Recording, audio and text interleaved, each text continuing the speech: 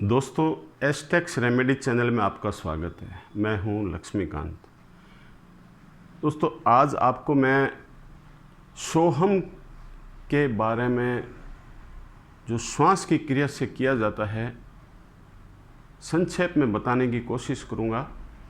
बहुत विस्तार पूर्वक विषय है ये। सोहम का संबंध नाद से भी आता है, पारब्रह्म परमेश्वर से भी आता है। दोस्तों, सोहम का सबसे ज़्यादा उपयोग ईश्वरीय शक्तियाँ लेती है। ब्रह्मा विष्णु महेश जब ये ध्यान में बैठे होते हैं तब ये सोहम का ही प्रयोग करते हैं। ये अजपा गायत्री मंत्र है। ब्रह्मा विष्णु महेश अजपा गायत्री का जप ही करते हैं। सोहम ये ध्वनि सुनाई देती है, उसका उच्चारण नहीं होता, न ही मन में उच्चारण किया जाता है, न ही मुख से उच्चारण किया जाता है। ये उच्चारण करने का मंत्र नहीं है। ये जो ध्वनि है हमारे कानों को सुनाई देती है, उसको अगर शब्दों में हम लिखें तो वो सोहम और हंस के रूप में सुनाई देती है। हमें उस ध्वनि पर गौर करना है, न कि उसका मन में उच्चारण करना है। किसी भी प्रकार से मन में जब ये ध्वनि उत्पन्न होती है तो मन में भी उच्चारण नहीं करना, और न ही मुख से बोला जाता। मुख से आप बोल लीजिए, लेकिन ये मंत्र की काउंटिंग में नहीं होगा। जब आप माइंड से इसको सुनोगे, दिमाग से गौर करके सुनोगे कानों के माध्यम, तो जब ये ध्वनि सुनाई देगी, आप उस ध्वनि को निरंतर सुनते रहिए, सुनते रहिए, सुनते रहिए। ये आपको मंत्र की काउंटिंग में होगा। वैसे तो हम 24 घंटे में 21,600 बार ये जप करते हैं। इस संदर्भ में मैं आपको एक विशेष बात बताता हूँ कि इसको करने वालों को क्या फ़ायदा हुआ। जो करने वाले लोग हैं उनमें कोई मुख्य आदमी है क्या? दोस्तों, आज के समय में बाबा रामदेव जी को लीजिए, वो जितने भी प्राणायाम कराते हैं, उन प्राणायाम में सब में श्वास से जुड़ी हुई क्रियाएं ज़्यादा है। जो श्वास से जुड़ी हुई क्रिया है वो ही सोहम को रिप्रेजेंट कर रही है। श्वास को अंदर लेना और रोकना और छोड़ना, ये एक छोटी सी सिंपल क्रिया है। ये किसी धर्म से जुड़ी हुई नहीं है, किसी मज़हब से जुड़ी हुई नहीं है। आप इसको कोई भी हिंदू, मुस्लिम, सिख, ईसाई, दुनिया के किसी धर्म के आदमी कर सकते हैं, क्योंकि वो सभी लोग श्वास ले रहे हैं। जब तक हमारे शरीर में श्वास जा रहा है, आ रहा है, हम जिंदा है। ये ऑक्सीजन ये आ रही है, जा रही है, हम जिंदा है। रामदेव जी जो भी बताते हैं उसमें श्वास को अंदर भरना, फिर उसके बाद बॉडी की प्रक्रिया, बॉडी को अपनी एक क्रियात्मक रूप से नया अंजाम देना, फिर श्वास को निकालना, यह क्रिया इस सोहम से ही जुड़ी है। और सोहम अपने आप में बहुत पावर है। आप उस पावरफुल शक्ति को यूज़ ले रहे हो, तब आपके शरीर से सारे रोग, कष्ट, विकार, सारे शत्रु ये नाश हो जाएंगे। सोहम आप सरल तरीके से भी कर सकते हो। मैं आपको वो विधि बताता हूँ। करने वालों में रविशंकर जी को ले लीजिए, बाबा रामदेव जी भी है, हमारे देश के प्रधानमंत्री नरेंद्र मोदी जी सुबह जल्दी उठ के मेडिटेशन करते हैं। उस मेडिटेशन में भी ये श्वास की ही क्रियाएं होती है। आप मेडिटेशन कीजिए, आपको भी सफलता मिलेगी। उन्होंने लंबे समय तक, लंबी अवधि तक और लंबे टाइम तक करते हैं वो, तब आज इस मुकाम पे पहुँचे हैं। इसको करने के लिए चाहे वो पढ़ा लिखा है, अनपढ़ है, जैसा भी है, कर सकता है। सफलता के चरम बिंदु पे पहुँचेगा। उदाहरण आपके सामने हैं। रामदेव जी का बचपन क्या था, वर्तमान क्या है। आज दुनिया के बड़े बड़े IAS लोग सलाह लेने के लिए आते हैं रामदेव जी से कि हमें भी कुछ इस बारे में बताइए। एक ज़्यादा पढ़े लिखे नहीं है रामदेव जी, बिल्कुल ही सामान्य एजुकेशन है उनकी, फिर भी IAS लेवल के लोग भी उनसे सलाह लेने आते हैं। मोदी जी के बारे में भी लोग उल्टी सीधी बातें करते हैं कि अनपढ़ है, ये क्या नाम, ये है, वो है, वो है। करने वाले करते हैं, लेकिन ज्ञान अनपढ़ को भी मिलता है, पढ़े लिखो भी। आज दुनिया के किस मुकाम पे हैं? क्योंकि ये लोग मेडिटेशन करते हैं।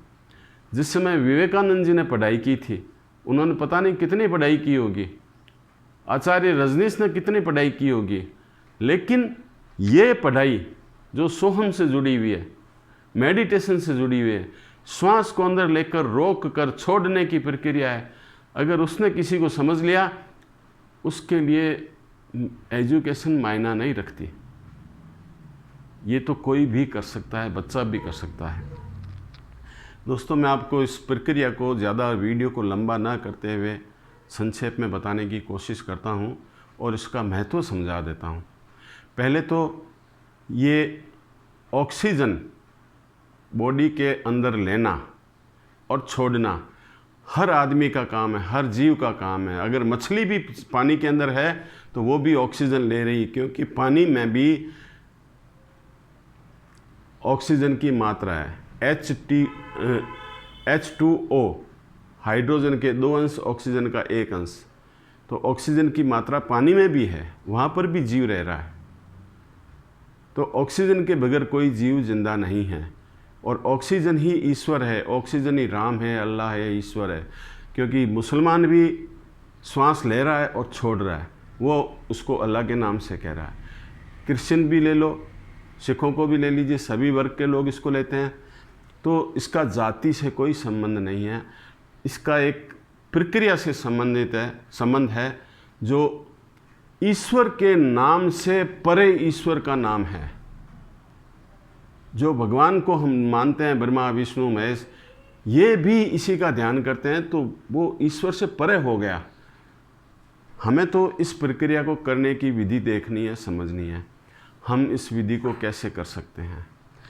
सबसे पहले आप सामान्य मुद्रा में बैठ जाइए, एक पाँव ऊपर एक पाँव नीचे, इस सामान्य मुद्रा में। एक हाथ को आप अंगुली अंगूठे से ऐसे मिला के रखते हैं तो भी बढ़िया, नहीं रखते हैं तो भी बढ़िया। एक हाथ आप सीधा रख लीजिए, दूसरा हाथ आपको काम में लेना है। आप चाहे लेफ्ट हैंड से काम लो या राइट हैंड से काम लो, कोई मतलब नहीं है।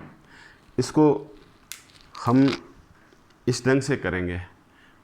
हम जो श्वास ले रहे हैं, तो सोहम के लिए हमें एक नाक से अपनी उदर में जितनी प्राणवायु भर सकते हैं भर लो।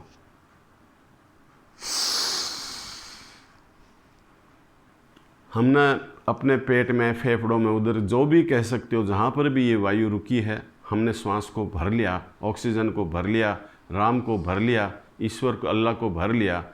अब ये ईश्वर अल्लाह अगर इस बॉडी में है तो क्या काम करेंगे? आप एक कल्पना करो कि आपके घर में राष्ट्रपति आ रहा है, और आपके घर में राष्ट्रपति आने से पहले चपरासी से लेकर प्रधानमंत्री तक की निगाहें रहेगी। ये सभी लोग व्यवस्था में लग जाएंगे कि भाई इस घर में राष्ट्रपति रुक रहा है।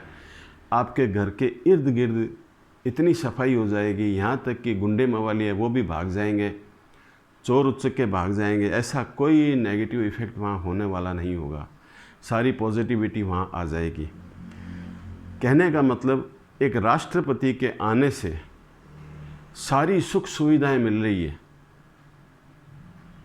तो आप ये समझिए, ये देह आपका घर है, इसमें जीव विद्यमान है, जीव ही आप स्वयं हो। ये तो पंच तत्वों का बना हुआ है, ये कोई महत्व नहीं रखता। जिस समय जीव निकल जाएगा, शरीर चला जाएगा। ये देह रूपी घर में अगर प्रकृति का राष्ट्रपति ऑक्सीजन, प्रकृति का राष्ट्रपति राम, अल्लाह, ईश्वर, गॉड, वाहेगुरु, जो भी कह सकते हो, ये सब प्रकृति के राष्ट्रपति के नाम हैं। ये प्रकृति का राष्ट्रपति इस देह रूपी घर में अगर 10 सेकंड भी रुकेगा, आप श्वास ले रहे हो और छोड़ रहे हो, उसमें श्वास को आप रोक नहीं रहे हो। कोई भी व्यक्ति सामान्य तौर पर रोक नहीं रहा है, लेकिन जब आप श्वास को ले रहे हो, रोक रहे हो, जैसे रामदेव जी के योगा में, आचार्य श्री श्री रविशंकर जी के योगा में, जो भी योगी पुरुष थे, वो अपने योग साधनों से श्वास को पहले कुछ सेकंडों तक रोकते हैं, फिर बॉडी की प्रक्रिया करते हैं। तो श्वास को रोकना बहुत अहम काम है। ये रोकना ही आपके लिए सबसे बढ़िया है। इस रोकने को हम पूरक प्राणायाम कहते हैं। लेने को हम पूरक प्राणायाम कहते हैं, रोकने को हम कुंभक प्राणायाम कहते हैं, और छोड़ने को हम रेचक प्राणायाम कहते हैं। तो इसको दोबारा मैं आपको पूरा करके बताता हूँ। ये पूरक प्राणायाम है, और श्वास को जब रोक के रख लिया तो ये कुंभक प्राणायाम के रूप में है। इस वक्त मैंने अपने श्वास को रोका हुआ है, जो कुछ सेकंडों के लिए 10, 15, 20 सेकंड जितना रोक सकता हूँ रोक लूँगा। ये कुंभक प्राणायाम है। और जब इस श्वास को निकालूँगा, एक नाक से निकालना है, ऐसे।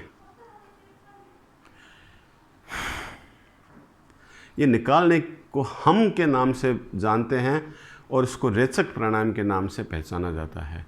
लेते वक्त हमें एक ऐसा उच्चारण सुनाई दिया, जो कान हमारे उस उच्चारण को शब्दों में लिखे।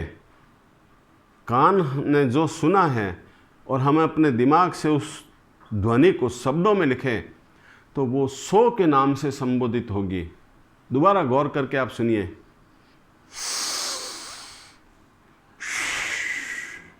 शो।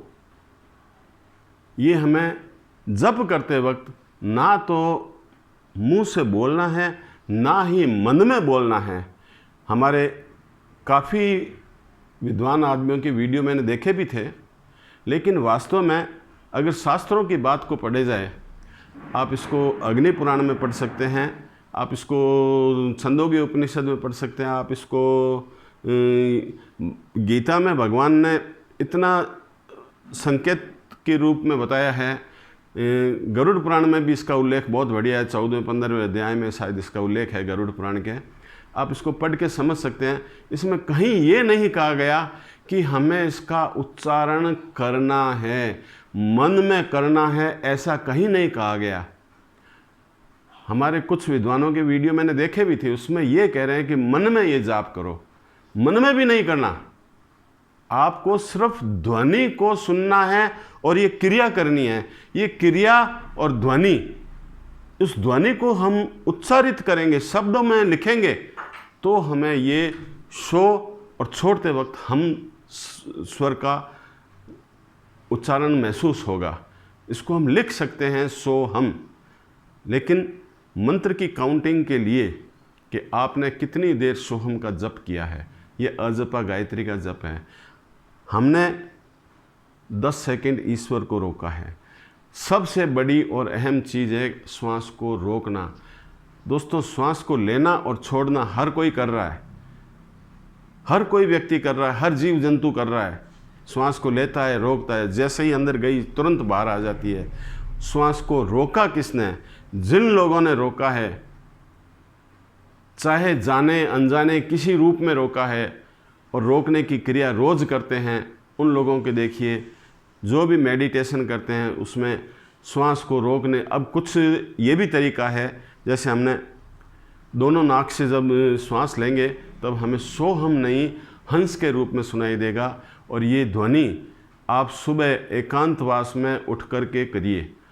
जब आप सुबह 4-5 बजे उठ के इस ध्वनि को सुनेंगे, इसको करने के लिए आपको सिर्फ मुंह धोना है, लैट्रिन पेशाब का काम करना है। अगर आप बिस्तर पे कर सकते हो कोई दिक्कत नहीं, क्योंकि हम श्वास तो बिस्तर पे ही ले रहे हैं, हम लैट्रिन जाते वक्त भी श्वास ले रहे हैं, इसमें कोई दोष नहीं है। आप बिस्तर पे भी बैठ के कर सकते हो। नहाना ना नहाना ये आपकी मर्जी है, बगैर नहा भी करो तो भी ये उतना ही काम करेगा, नहा कर करोगे, लेकिन तन के अंदर की शुद्धता लाना ज़रूरी है। हमारी आंखें धो ली, हमने सामान्य जो दिनचर्या है उसको हमने पूरा कर लिया। करने के बाद हम जब बैठेंगे, दोनों हाथ दोनों नासिकाओं से श्वास लेंगे और इस मुद्रा में बैठेंगे, तो अब जब श्वास लेते हैं तब हमें स की ध्वनि सुनाई देगी, और श्वास को छोड़ेंगे तब हम की ध्वनि सुनाई देगी। इसको हम हंस के नाम से संबोधित करते हैं। पुराणों में इसका उल्लेख हंस के नाम से किया गया है। और कुछ संत पुरुष जब वाणियाँ बोलते हैं तब ये कहते हैं हंसा उड़ गया, हंसा उड़ गया मतलब जीव निकल गया। ये जीव है वो निकल चुका है। जो सोहम हंस ये क्रिया करने वाला है वो चला गया, यानी कि वो मर चुका है। तो हमें तो इस हंस सोहम को समझना है कि इसको करने की विधि अभी मैंने आपको बताई है। एक बार मैं आपको 3-4 बार लगातार करके बताता हूँ। थोड़ा सा वीडियो लंबा होगा, हल्का सा लंबा होगा। मैं रोकने की क्रिया 2-3 सेकंड की करूँगा। आप जितना ज़्यादा कर सकते हो उतना ही बढ़िया है। कुंभक प्राणायाम में 2-3 सेकंड का करूँगा।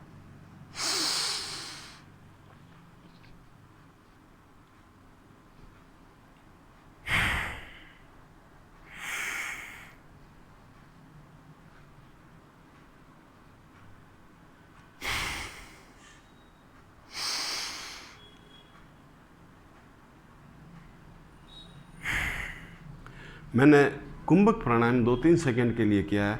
आप इसको जितना ज़्यादा कर सकते हो उतना ही गुणात्मक है, इतना ही आपके लिए लाभदायक है, फायदेमंद। दोस्तों, मैं आपको चैलेंज दे के कहता हूँ, आपके पास किसी भी प्रकार की फाइनेंशियल प्रॉब्लम नहीं आएगी। ये मेरा चैलेंज है।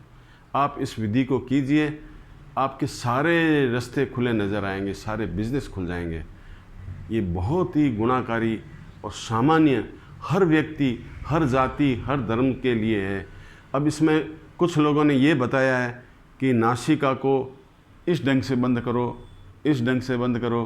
कुछ लोग कहते हैं ये अंगुली करो। आपको जिस अंगुली को करना है उस अंगुली को कर लो।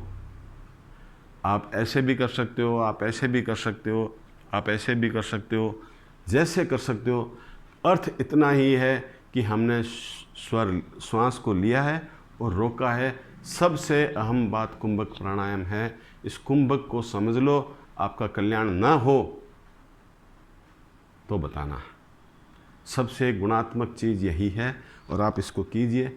आज मैं आपको एक दूसरा वीडियो और बना के दे रहा हूँ, जो होगा शवासन। शव की तरह आसन, मेडिटेशन की अहम भूमिका है। जो शवासन है उसको हम बैठ के भी कर सकते हैं। ध्यान की मुख्य मुद्रा है ये, जो हमारे देश के महान आदमियों ने की है।